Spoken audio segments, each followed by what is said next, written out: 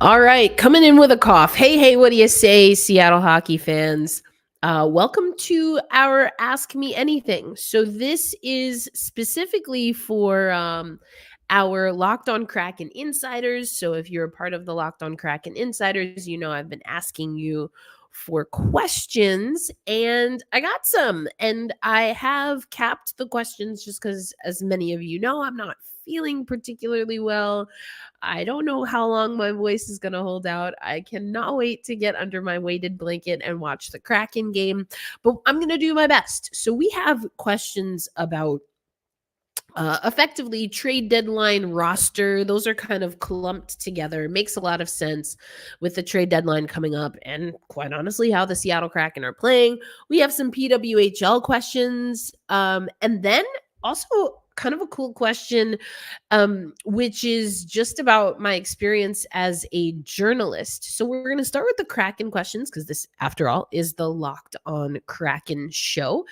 As a reminder, if you want to become a part of the Locked On Kraken Insiders, all you have to do is become a member is to text 918. Let me make sure I have the number. 918-731-3154. You get a 14-day free trial, and after that it's less than $5 a month. We're going to be doing AMAs regularly. For those who are, of course, a part of the Kraken Insiders, you know we already have an unlisted playlist on YouTube where, when I'm catching up with Kraken or the prospects through the pipeline, ECHL, Kansas City Mavericks are going to be in Tulsa again. You get first listen, first look at the video / audio that I capture from our prospects, from some guys. First listen has included conversations with Justin Schultz, who I'll talk about in a little bit. And I asked him during training camp how he approaches a year where he knows, or a season where he knows the next year he'll be a UFA. I do think that's going to come into play. I made it a point to prioritize, while I was in Seattle, talking to all three of our goaltenders, our three main goaltenders at training camp: Chris Drieger, of course, Joey Decord, and Philip Grubauer. And it ended up that it was Joey Dax and not Chris Drieger who ended up on the Seattle Kraken roster. So you got first listen there, and on and on. So we're going to keep that going. And the AMAs are going to come in more regularly as well. So let's get into it. We said we have an AMA. I told you can ask me anything. And let's get into your questions. If you're watching live on YouTube, feel free to pop questions in the comments. I will get to as many of those as I can. I want to try to go for like 15, maybe 20 minutes, and then get everyone ready for pregame. Which I guess I forgot we're on ESPN. So pregame is not, we're not on Root Sports today, which is a bummer. But so anyway, let's get into it. Let's get into your questions. Okay, first question we have here: thoughts on Riker being recalled. And we didn't get into this before I left for the All-Star break, but I know a lot of people had posted this on social media, and I tended to agree. Riker Evans going back to Coachella Valley right before the NHL All-Star break, I think in part had some to do with him being selected for the AHL Showcase and Classic. So I was okay with him going down, him coming back up, especially knowing that, as I mentioned, the aforementioned Justin Schultz is away for personal reasons. This seems like just a win-win overall. I do think it was strange, though, that in his last time up, Riker really never cracked the roster, and we did see more Justin Schultz. Now, again, this is going to go more into my thoughts on maybe trade options, trade rumors, kind of hunches and inklings and things that I've been hearing for a few months, quite honestly now. But I like Riker. He is slotted to play in Philadelphia today, or tonight, so that's good. He will be with Brian Dumoulin, which we've seen that duo before. And I hope it's a really good, a really good stint for him. That might mean that it's less Justin Schultz, but it sounds like, at least for the next handful of days, he's going to be away from the team anyway. So yeah, I'm okay with Riker being recalled.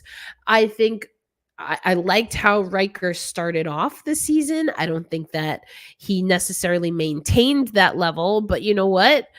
Not many people on the Kraken did maintain the level from early on. So for this question, my answer is I like Riker. I'd be fine with Riker staying in the lineup. I think there are some scenarios, and we'll talk about some that I think are more likely, some that I don't think are likely, or maybe I hope aren't likely. But I think there's a good chance that we see Riker Evans for the rest of the season. So that was the question regarding Riker Evans. Will the Seattle Kraken be moving anyone? And if so, who? Now, these questions kind of overlap. So I do think that we're going to see Riker Evans with the team. I really do think we're going to see Riker Evans with the team for the remainder of the season. Now, what does that mean? Again, Justin Schultz, I have the clips up on YouTube Shorts, and there was actually an episode of Locked on Kraken that went out a couple of hours before this live stream, and I talked about how, again, Justin Schultz, for personal reasons, just kind of he's got personal just business to handle. He will not be with the team. Dave Haxtell said something akin to, he hopes that he'll be back with the team in the next couple of days. So the first person, quite honestly, that I believe could be on the move is Justin Schultz. And we've talked about this throughout the season. Again, as part of our Locked on Kraken Insiders, I had a video where I was talking to him about how he approaches UFAs. Does he like talking about it while he's still on contract? Does he kind of wait till the end of the season? Kind of what is his process? He was not very, informative, or he didn't have much to say. He kind of said he wanted to focus on the season, the task at hand. I'm not sure, though, that that's been something that he's been able to do this year. We've seen him be a scratch. I talked on the episode that aired today that he came back to the lineup the last time we played Philly in Seattle at Climate Pledge Arena. That was literally the last regular season game right before the Winter Classic, and he was just getting back into the lineup. And what did he do for his time? He got the overtime winner for us. I like Justin Schultz. I like what he did for us last year. If you remember, we talked about it in our run to in the postseason, that he was one of the more consistent players as far as being able to get points on the board, whether through goals and assists. And I like that. There have been some lapses from him this year that were kind of big. I also talked about it last year, that there were times where I do think Justin is able to take what I would call a professional foul. This is a foul, especially defenders do this all the time because they're usually the last line of defense by nature. That's their position. And I do think he's great at what I would call professional fouls, a foul that you kind of have to take to keep your team out of a high danger scoring opportunity against. He does that, and he's not as disciplined always as I personally wish that he could be. It's not the most egregious I've seen. I think Carson Soucy was up there for me. I've talked about the Yanni Gourde hit and the suspension. Didn't like that at all. I think Borgen gets into it a little bit too much. I guess the fan base likes it, so we'll rock with it. But I think Justin, he teeters on that line, and because I think his game is pretty sound, his mistakes sometimes stand out to me, which is, I don't know if it's necessarily his fault, but it's just something that we see. So I do think that Justin Schultz has been a name that's been cycled around. Now, there are some other names as the Seattle Kraken season has started to unfold that have come into conversation. Now, most of these are rumors and speculation. That being said, I mean, anything can happen for a team that is going to find itself on the outside looking in deeper into the regular season. And some people are saying Jordan Eberle. Now we have to remember recency bias. You're thinking, heck no, we don't want to get rid of Jordan Eberle. But he has let's see, what is it? He has 9 goals this season. 5 of those came last month in January alone. So, it's been a rocky road. I mentioned this when I talked about Jeff Baker's article from the other day, before I took a few days off because I've been sick. But Jeff was alluding to the fact that Eberle's game might have been impacted by a slow start by Matty Beniers. I think it's interesting. I can definitely see a correlation. I don't know if I want to put all of that on Matty. I think there's also just a lot going on. There's been a lot going on with the Seattle Kraken. And when you don't have a healthy roster, it's a lot of the times the top line that's getting moved about. So, I can understand where Eberle comes from as far as the conversation. He does have value. He has value for us as the Seattle Kraken. And, I think that his age, and I know a lot of people have said this because I think he'd be a great captain, his age is something that is something to be considered, especially when the Seattle Kraken kind of stumbled out the gate. They've been stumbling out of the gate with regard to how we ended last year and haven't been able to get that consistency. So Eberle is a person that I've heard thrown about. I've heard Oliver Bjorkstrand thrown about, especially in relation to the Toronto Maple Leafs. I don't know. I also feel like a lot of trade rumors that I hear, generally speaking, have to do with the Toronto Maple Leafs. I don't know. They're like the black hole or something. Like everything has to relate to. Don't they talk about this on Too Many Men all the time? But like everything has to go through the Toronto Maple Leafs. So I don't know. Again, these are just rumors. These are things that I'm finding on the interweb. But I have seen Oliver Bjorkstrand. I'm saying hell to the nah regarding that. I talked about Oliver Bjorkstrand on today's episode. He's our leading point scorer. I talked to him at All-Star. You have that as Locked on Kraken Insiders, and I made it available to everyone. I like Ollie for us. I don't want to get rid of him.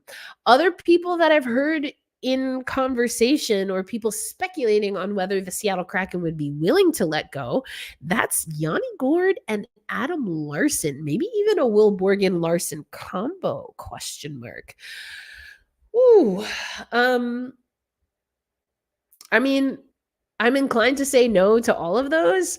I don't want us to let go of Yanni Gourde. I really don't. I think Adam Larson is a steadying. I'm respecting and appreciating Adam Larson. I feel like more and more every single day. So I would say no to that as well. Will Borgen, I just don't know that we would get what we need for Will Borgen at this particular moment, as opposed to comparative to what we could get out of him if we keep him, I guess is my concern. It's not that I don't think he's valuable, but I just don't know if we want to invest in effectively another project. Are we there? Are we back to like a rebuild? We hardly got a first one off the ground. So I don't know about Will Borgen. I don't know what you get back for him. And if it's what we need, if it's in a step in the right direction, which comes to the question, what do the Seattle Kraken need? Well, this is the question, right? This is the big question. And for me, there honestly are a lot of needs. We need more elite level scoring. I know there was someone in the comments like a few months ago that was just so hell-bent on Andrei Burakovsky being the solution. And my comment then, and it remains now, is I could potentially see that. However, I need to believe it, and I don't believe it right now because he's never been healthy. And even if Andrei Burakovsky is the healthiest he's ever been, scoring the most goals he's ever scored, he is not enough. He is not enough. I from what I have seen, He's not enough. And that has not as much to do with Andre Burakovsky as it does with how the team is playing, with how disciplined we are or are not at times. And we need scoring. Are we going to get what we need if we offload Will Borgen? Are we going to get an elite level scorer? Is it going to be a scorer that we know is tried and true right now? I don't think that's what we're going to get in trade value for Will Borgen. I mean, not alone. Now you throw in Borgen Larson, which I see, people have speculated. Eberle Borgen, or I don't know, like literally any Borgen and draft picks. I don't know. But it can't just be Borgen alone. And I would want to get something substantial if we're going to give up a defender like Will Borgen. Not my personal favorite. I see his value. I think he's a little rough on the edges, but also we kind of need that. So I don't know. I go back and forth there. But will the Kraken be moving anyone? I think it's possible. We saw that we've made trade deadline moves in the past. Season 1, it was like, just a freaking yard sale, right? And that's how we got some of those picks. Revolutionary. Oh, whoa, that was weird. My other screen just started talking to me. Screaming, more like it. Anyway, I don't know. I think we should make a move, to be honest. And I want it to be, I'd rather it be a move for us to really accelerate our process to close out this season and be ready for next year, as opposed to kind of, again, being a yard sale. But those are my thoughts. Yeah. So, any of the pending UFAs could return great value if the Kraken decide to sell. Yeah. And this is kind of what I'm getting at, right? And if the Kraken fail to make the playoffs and lose them in the summer for no return, that would not be a good look. We're in a tough spot. Yeah. Thanks for that comment, Striatic. I think we're in a tough spot. It's not very clear to me if we're buying, if we're selling. I kind of alluded to that on today's episode. And excuse me, probably also, I guess Thursday was the last, or maybe Wednesday was the last episode I did before I took a few days for rest. But I don't honestly think we're going to know. And luckily for the Kraken, the trade deadline, unlike the NBA, we're actually past the trade deadline in the NBA. We need to see how they're going to come out of the gate. This is an important stretch. Tonight's an important game for the Seattle Kraken. I'm forgetting off the top of my, oh yeah, right. Okay, here we go. So it's Philly, New Jersey, and I literally just looked at it. New Jersey and Long Island back to back. So that's going to be interesting. And then Boston. This is the week that we're going to know, I think.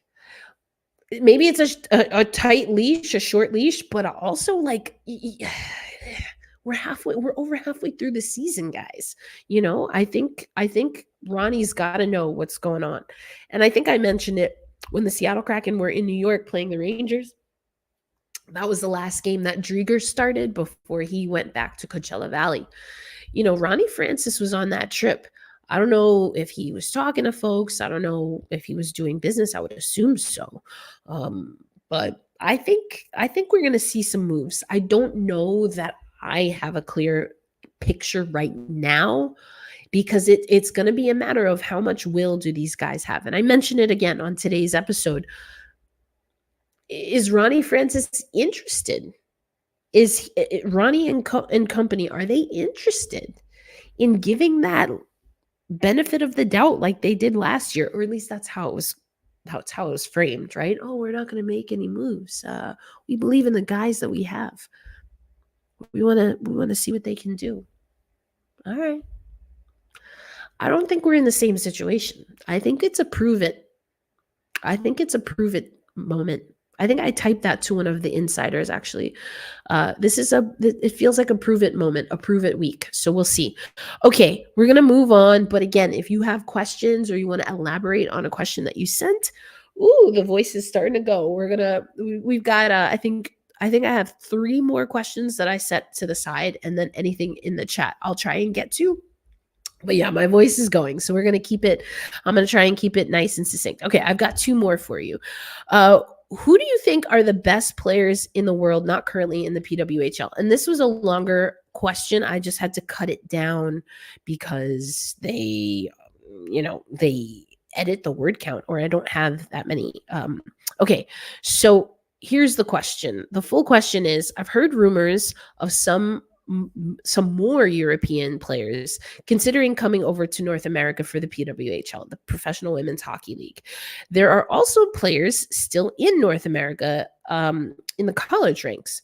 And then here's the question. Who do you think are the best players in the world not currently in the PWHL? Now, this is a great question, and I really appreciate this question because I have never bought into wholesale the opinion that the best players in the world, certainly, arguably even North America, are playing in the PWHL at this very moment. And there are a lot of reasons why. And there was also an insider that asked about Claire Thompson, who arguably could be one of the best players in the world. And the landscape of women's hockey being such, made plans to get a doctorate degree. And now this new league comes with a 6-month runway. And, it's kind of tough to change your student visa. And honestly, if it were me, I probably wouldn't. Let's go for the sure thing, get the doctorate, and see if women's hockey survives after you finish your residency. Anyway, jokes aside, who are the best players? Let's start first with going back to 2023 World Championships. And there's one player, if you look at World Championships, even if you look at NCAA right now, who comes to mind, and that's Caroline Harvey. Caroline Harvey was on the All-Star team for the 2023 Women's Worlds. She won Best, I'm going to say, Defender Award, and is crushing it at Wisconsin right now. When you look at the scoring leaders right now,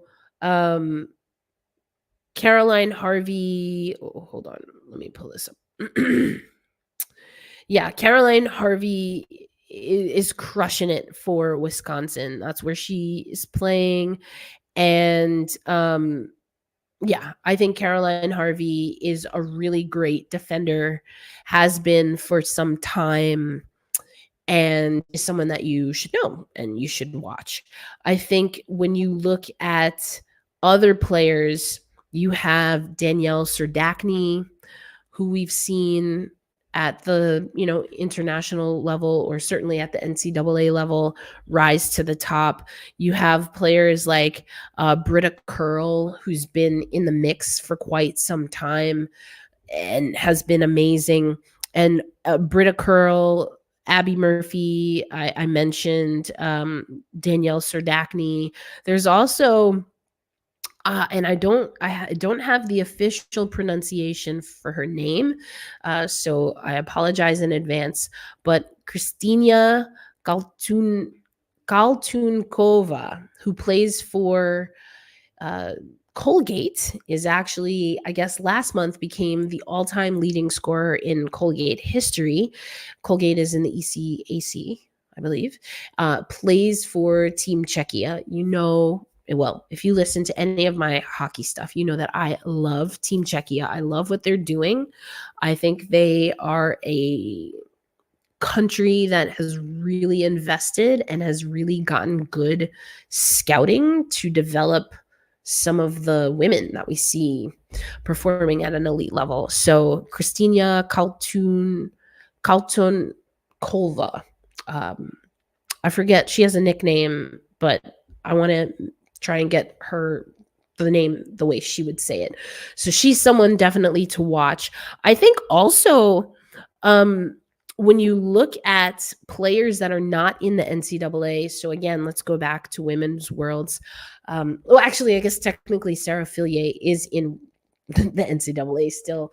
And has played for Hockey Canada. Sarah Fillier is up there. Won the Best Forward Award at the last Women's Worlds, was MVP of last Women's World, was All-Star at last Women's Worlds. Caroline Harvey led in scoring in last Women's World. Sarah Fillier had 11 points. Caroline Harvey had 14 points. And then another few people that are not in the NCAA and are not in the PWHL, because that was the prompt. Laura Stalder, who has been a mainstay for Team Switzerland. She was also top in scoring. And Yeni Hirakowski, who legends of the women's game, both of them in their own right, not currently playing in the PWHL, but have played alongside a lot of the women who are playing in the PWHL at the international level, at the NCAA level. Some of the players, especially from Team Czechia, have also played in the Swedish league. So yeah, those two really stand out. Petra Nieminen is another just legend. As far as an up-and-coming young star, has already kind of cemented a legendary, and was second in scoring, was 13 points in the last Women's World. So those are just some names. I'm sure I could dig even deeper, but I just wanted to give you a few names to consider there. I was reading Ian Kennedy's excellent recent article talking about how none of the PWHL have no trade clauses this year. Do you think we might actually see a PWHL trade, and what could that look like?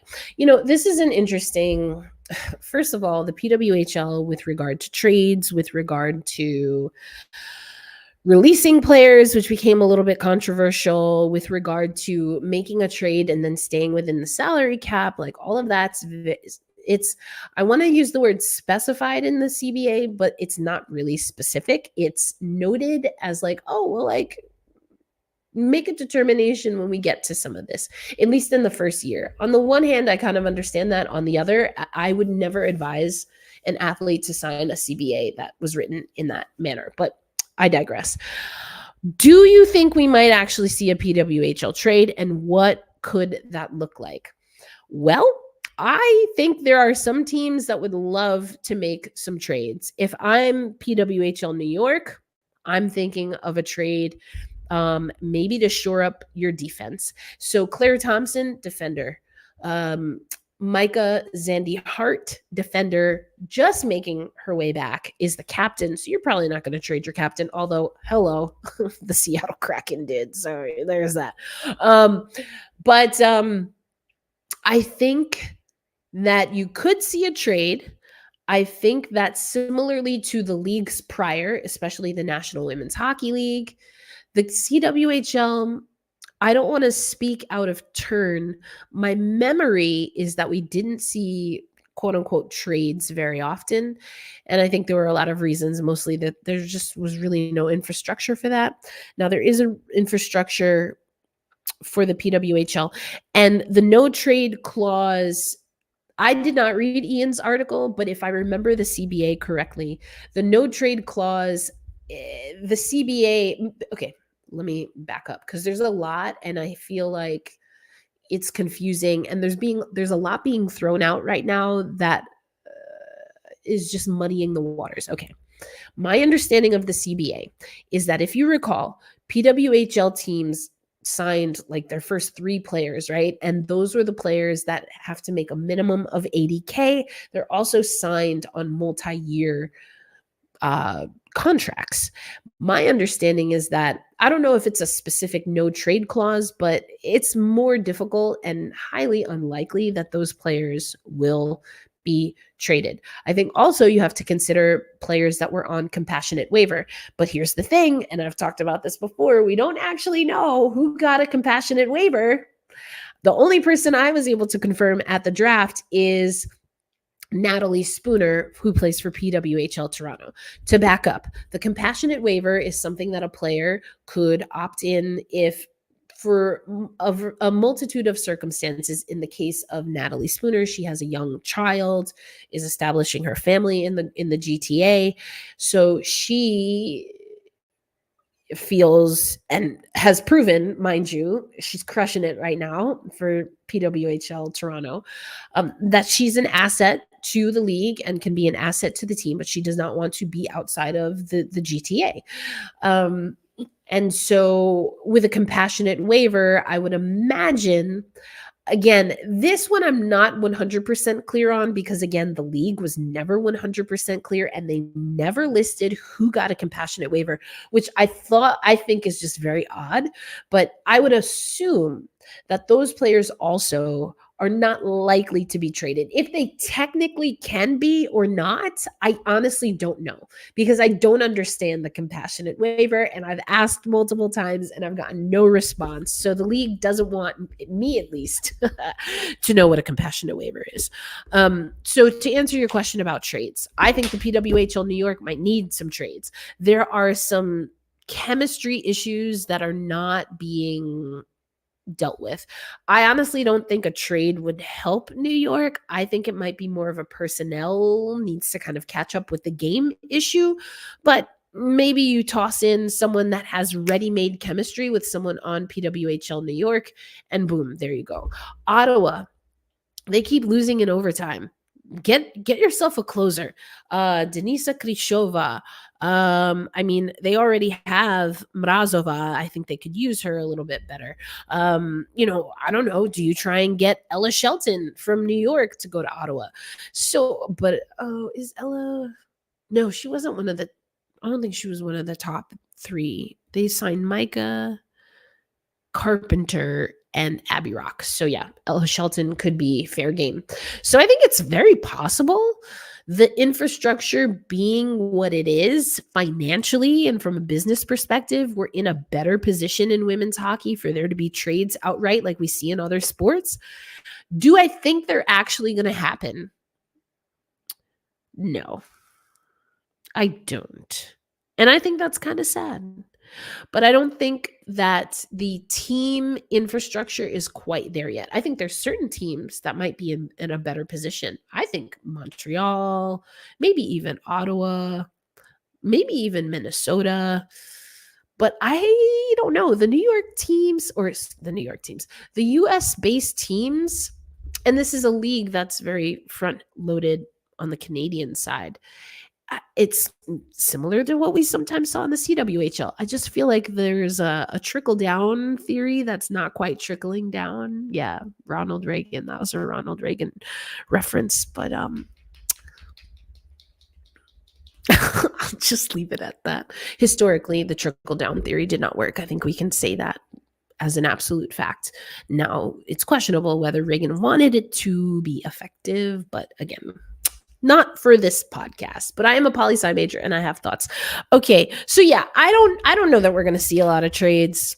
It's a quick season. I mean, we did see someone get let go. We saw someone be added. So I guess it's possible, but I don't know. I don't have a lot of faith. We don't even really have great stats right now. I don't have a lot of faith that we're going to see a trade. Those are my thoughts. Okay. Excuse me. So sorry. Okay. Yep. We're fading here. I love this extra knowledge on top of the Kennedy article. It really helps fill out the picture. I'm happy. I'm happy I can do that for you. Okay. I have one more question in the can. And as you can probably hear, my voice is starting to go, and I'm already over a little bit of time here. I want to get you over to pregame, which again, I kept forgetting it was on our Root Sports crew. Calling the game, but I think they still do pregame. I'm so out of it still. I'm like making my way back myself. I gotta shake off the rust myself, but I want to get you over there. Last call for questions in the chat, because I'm going to answer this question and then we're going to skedaddle. Okay. I thought this was an interesting question and I'm grateful for it. What is it like to be in a pro league press scrum? Is there an etiquette for who gets to ask the first question, and what makes a good question for that format? This is a great question. And I can tell you my opinion. I can also tell you that my opinion does not mean that it's the actual culture, although I think obviously it should be. I'll start with the Seattle Kraken. So, what is it like to be in a pro league press scrum? I'll be honest. With the Seattle Kraken, I'm an eye test, like tactile, speak to people myself kind of learner, listener. So, with the Seattle Kraken scrums, I kind of sit back and I like to observe. That's how I cover the Kraken because I'm not there. So it's a little bit different. And game day scrums are different than practice scrums, are different than morning skate scrums, are different than, there's all of these different scenarios. And hockey's very like uppity when it comes to like, oh, don't talk to this kind of person on a game day, which you don't often see on the women's side. So that's also something I've had to adjust to. So I think it's cool. I mean, obviously I love it. That's why I prioritize going to live games as much as possible. I learn so much. You get to network. You hear how other people ask questions. And there are a lot of ways that people ask questions that I choose not to answer, to ask questions. There are certain questions that I feel I would ask that other people likely aren't going to ask. So it's cool. It's definitely, it feels kind of like, I'm over here doing this. It feels like double dutch sometimes. Sometimes you really have to be assertive. Like, for example, at All-Star. So I'm talking to guys, Philip Forsberg, for example. I knew I wanted to ask him a question and I was kind of waiting my turn just because I always try to defer to someone, for example, a Nashville, like if Ann Kimmel and I were working together, I personally would let her ask questions first because she covers that team, that player more regularly. And I knew I had a very specific question, a broad strokes kind of question. So I wanted to get in and out.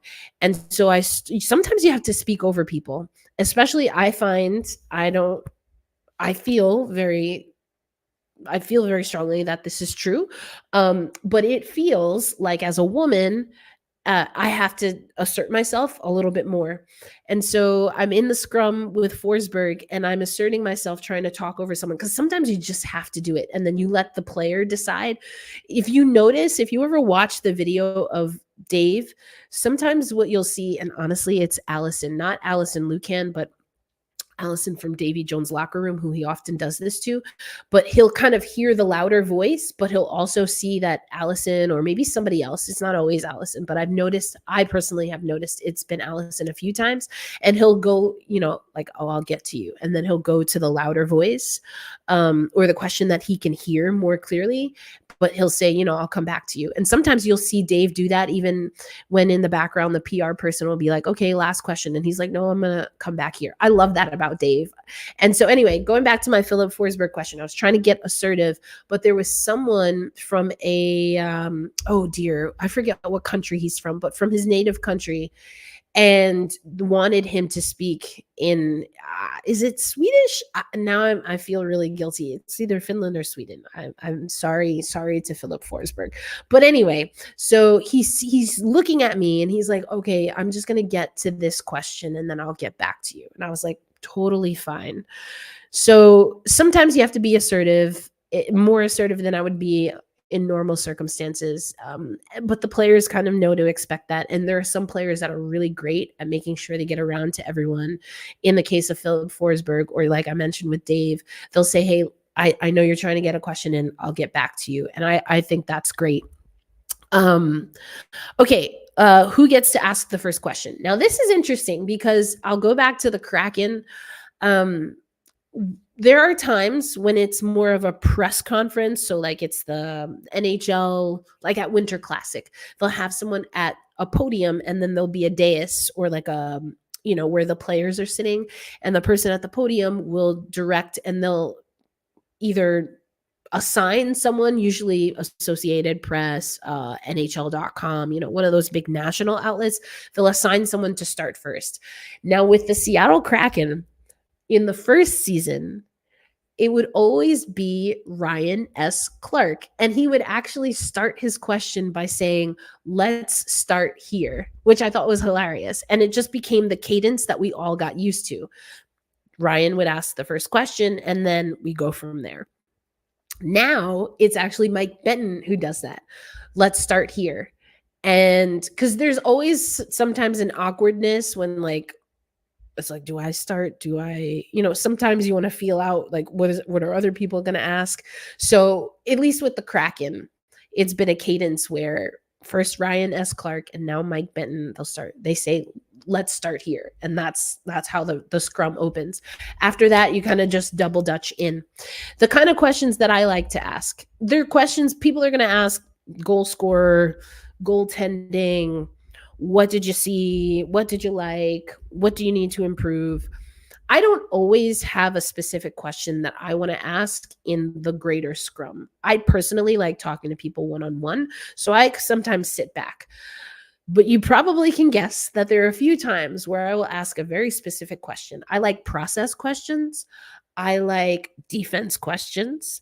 And I like to ask questions about a specific player that we don't usually hear about that had a significant performance. Now, that's not always good. Sometimes it's bad. But those are the types of questions that I personally want to ask because I think they're a little bit different. They're a little bit unique, and they are the kind of storytelling that I prioritize. So these are specific for the Kraken. Now, in the PWHL, I've been in a few scrums and I've handled it a few different ways. Sometimes I go first because I'm quite confident that there is no one in that scrum that knows these players better than I do. And when I know that's the case, I start the questions because I want to get what I need first, in and out. There also have been times where, and sometimes it's because I'm mildly petty, but oh gosh, and I haven't posted this. I've been going back and forth on whether I want to, but the PWHL New York, there were some really god awful questions that were asked to those players. They were terrible. I'm not great at hiding my face, and I just had to close my eyes and look down because I didn't want to make eye contact because I was so put out by some of these questions.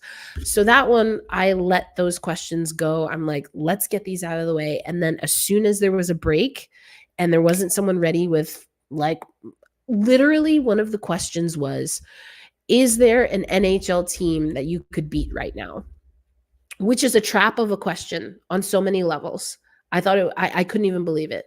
And so I think it was right after that question, as soon as there was a pause, I went in, I had specific questions. I asked every single player. I made sure if I needed all three of them to answer, that if someone tried to talk over my questions, I'd say, nope, Micah, can you answer that question? Alex, can you answer that question?